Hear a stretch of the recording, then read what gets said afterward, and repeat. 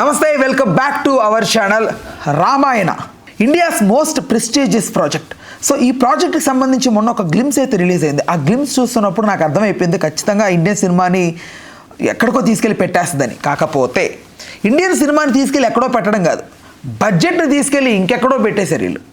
సుమారుగా 400 కోట్ల బడ్జెట్తో ఈ ఫిల్మ్ తెరకెక్కుతోందంట. 2 పార్ట్స్ కలిపి. అంటే ఒక పార్ట్ 2000 కోట్లు, ఇంకొక పార్ట్ 2000 కోట్లు. నితీష్ తివారీ ఆయన పేరు, డైరెక్టర్ పేరు.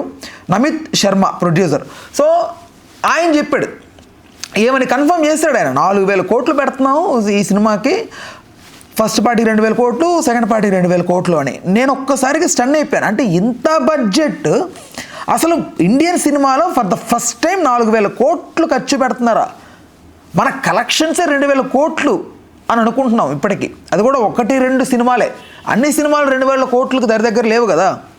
అలాంటి టైంలో ఇంత పెద్ద భారీ బడ్జెట్తో, పైగా రణబీర్ కపూర్ ఓకే, అతనికి ఒక స్టార్డమ్ ఉంది, అతనికంటూ కొన్ని కలెక్షన్స్ వస్తాయి. ఎంతవరకు అతని స్టామినా 300 కోట్లే. ఏంటి ఫ్లాప్ టాక్ వచ్చినా కూడా కలెక్ట్ చేయగలిగే అమౌంట్ చెప్తున్నాను నేను. హిట్ టాక్ వస్తే 1000 కోట్లు కొడుతుంది, పెద్ద విషయం కాదు. యానిమల్తో ప్రూవ్ అయింది అది. నా పాయింట్ ఆఫ్ వ్యూ ఇక్కడ 300 కోట్లు మినిమం అనుకున్న హీరోకి మహా అయితే 500 కోట్లు పెట్టారంటే రిస్క్ చేశారనుకోవచ్చు. అలాంటిది ఒకటేసారిగా 4000 కోట్ల. సరే ఓకే, ఇందులో యష్ని ఇన్వాల్వ్ చేశారు. యష్ ఎంత నన్ను అడిగితే 400 కోట్లు. ఫ్లాప్ టాక్తో ఫిలిం బయటకు వచ్చినప్పటికీ కలెక్ట్ చేసే అమౌంట్ గురించే మాట్లాడుతున్నాను. బాగా నోట్ చేసుకోండి. ఇక్కడ హిట్ టాక్ వస్తే ఎంత కలెక్ట్ చేస్తుందని మనం చెప్పలేం. బట్ యావరేజ్గా ఫ్లాప్, అట్టర్ ఫ్లాప్ అన్న టాక్ వచ్చినా కూడా కలెక్షన్స్ పరంగా ఎంత కలెక్ట్ చేస్తుంది ఒక హీరోకి అనేది ఒరిజినల్ కలెక్షన్స్ నా దృష్టిలో. సో నా పరంగా యష్కి 400 కోట్లు కలెక్ట్ చేయడం అనేది is thing. And Sai Pallav అంటారా, సాయి పల్లవ్ పెద్ద కలెక్షన్ పరంగా ఎఫెక్ట్ చూపిదా అమ్మాయి. అండ్ నితీష్ తివారీ ప్రొడ్యూసర్, ఆయన ఖర్చు పెడుతున్నాడు ఓకే. అండ్ నమిత్ మల్హోత్రా ఆయన ఫిల్మ్స్ పరంగా పెద్దగా మనకు తెలియనప్పటికీ ఒక పెద్ద డైరెక్టర్ కాబట్టే ఇంత పెద్ద బడ్జెట్ పెడుతున్నారు అనుకుందాం. ఓకే, ఇక్కడ వరకు సెటిల్డ్. దెన్ ఇప్పుడు మార్కెటింగ్ స్ట్రాటజీస్ ఎలా ఉండబోతున్నాయి ఈ ఫిల్మ్కి సంబంధించి అని అంటే, చాలా ప్లాన్డ్గా చేశారు దీన్ని.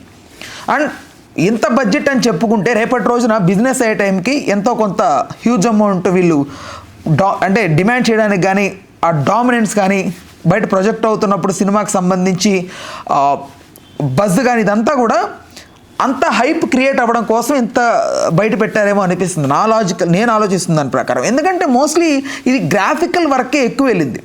అండ్ ఆదిపురుష్ మీరు బాగా గమనిస్తే వాళ్ళు చెప్తారు కానీ 600 కోట్లు బడ్జెట్ పెట్టామని, ఇట్స్ ఫేక్. నా ఉద్దేశం పరంగా ఫేక్ అది 300 కోట్ల బడ్జెట్తో తీసిన సినిమానే. కానీ దానికి మార్కెటింగ్ ఇవన్నీ అవ్వడం కోసం 600 కోట్లని చెప్పుకున్నారు, 500 కోట్లు బిజినెస్ చేసింది, అక్కడితో ఆగిపోయింది.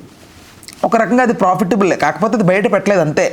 సో ఇప్పుడు ఈ రామాయణకు సంబంధించి ఈ స్టార్ కాస్టింగ్ ఇంత పెద్దగా ఉన్నప్పటికీ 2000 కోట్లు 4000 కోట్లు సినిమా బడ్జెట్ పెట్టేసి కలెక్ట్ చేసేస్తని మీరు అనుకుంటున్నారా? అనుకోరు వాళ్ళు కూడా. కాకపోతే మనల్ని అనిపిస్తారు, ఇంత పెట్టారని చెప్తారు కాబట్టి ఏదో చేశారంట కదరా, అమ్మో ఇంత పెద్ద సినిమా ఏదో వచ్చేసిందంటే ఇండియా నుంచి అని, ఒక సినిమా సునామీ టైప్లో వచ్చి మీద పడిపోతుంది, ఏంటి ఆ సినిమా అని చెప్పి చూద్దామని అందరూ అక్కడ ట్రిగ్గర్ అవుతుందని చెప్పి అంత బడ్జెట్ బయటికి తీసుకొచ్చారు తప్ప, నన్ను అడిగితే ఇంక మీదట అన్ని సినిమాలు కూడా పరిగెడితే వెళ్తాయి.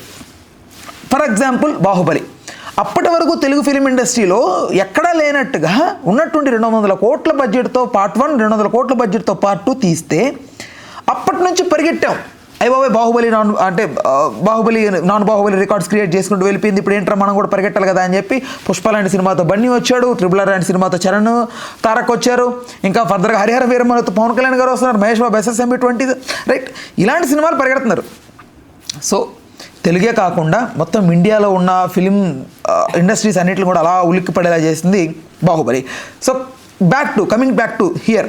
సో రామాయణం అనే ఈ ఫిలిం ఇప్పుడు 2000 కోట్లు మొత్తం 4000 కోట్లతో బడ్జెట్ పెట్టేసి చేసేస్తున్నారు అనేసరికి రేపటి రోజున మనం ఎంత పరిగెట్టాలి? SSMB 29 నన్ను అడిగితే ఇది 1000 కోట్ల బడ్జెట్కి వెళ్ళిపోద్ది. ఇప్పటివరకు 700 అంటున్నారు, ఇది 1000 కోట్లు దాటి వెళ్ళిపోద్ది, హాలీవుడ్ మించిన రేంజ్కి వెళ్ళిపోద్ది. సో అలా తీసుకుంటూ ముందుకు వెళ్ళిపోవాలి. అది వర్కౌట్ అవుద్దా ఫర్దర్గా? ఇప్పుడున్న OTT ప్లాట్ఫామ్స్, ఇప్పుడున్న కొన్ని వెబ్సైట్స్లో మూవీ పైరసీ, ఇవన్నీ సిచ్యువేషన్స్ చూస్తుంటే అంత వర్కౌట్ అవుతుందా లేదా అని అంటే, థియేటర్కి జనాలు ఇంకా రావడం అలవాటు అవ్వాలి. ప్రైజెస్ ఏమో హ్యూజ్ అయిపోతున్నాయి, కొంచెం ఇబ్బందిగా ఉంది. బట్ ఓకే, చూద్దాం. నా పరంగా అయితే ఇది ఫేక్ న్యూస్ అని అనుకుంటున్నాను, ఆయన కన్ఫర్మ్ చేసినప్పటికీ ఇంత అయ్యి ఉండదు బడ్జెట్. బట్ ఓకే, వాళ్ళ అనాలిసిస్ ఏదో వాళ్ళది. సో మీకు ఈ 4,000 కోట్లు అనడం పట్ల మీ అభిప్రాయం ఏంటనేది ఖచ్చితంగా కామెంట్ సెక్షన్లో రాయండి.